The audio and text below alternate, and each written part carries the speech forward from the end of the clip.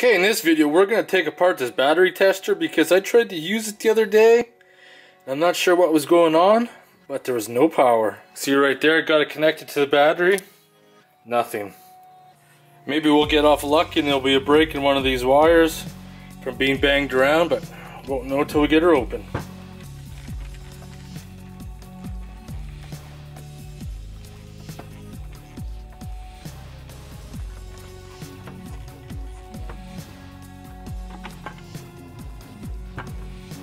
So using my 12 volt inverter, running some power to the circuit board here now that we got it apart.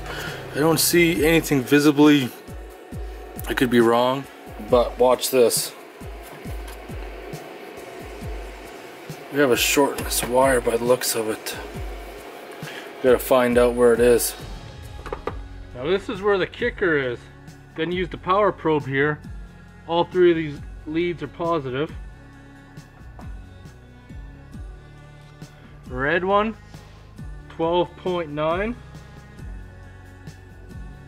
Gray, 12.9. Black one, no power. Right? Follow the wire come out to here. Give 12 volts to there. We got power.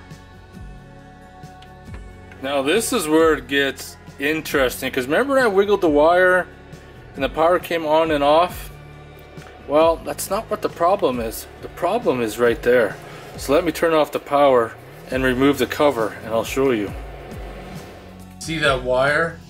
One strand holding on.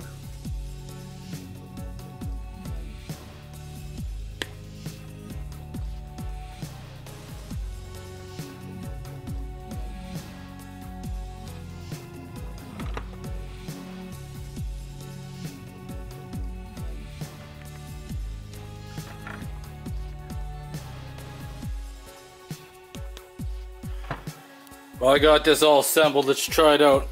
Pretty confident. Oh yeah, there we go.